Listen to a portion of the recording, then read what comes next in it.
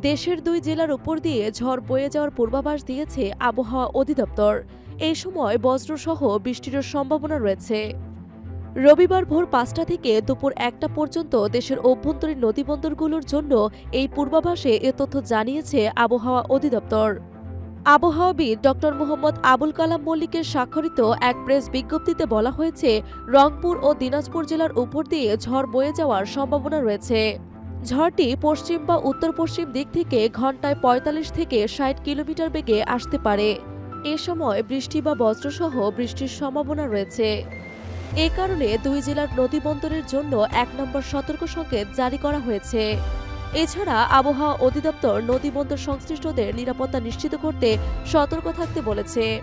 এদিন সন্ধ্যা ৬টা থেকে আবহাওয়ার পূর্বাভাসে বলা হয়েছে, রংপুর, রাজশাহী, ঢাকা, ময়মনসিংহ, খুলনা, বরিশাল, চট্টগ্রাম এবং সিলেট বিভাগের দু-এক জায়গায় অস্থায়ীভাবে দমকা বা ঝড়ো হাওয়াসহ বিদ্যুৎ চমকানো, বৃষ্টি বা বজ্রসহ বৃষ্টিও হতে পারে।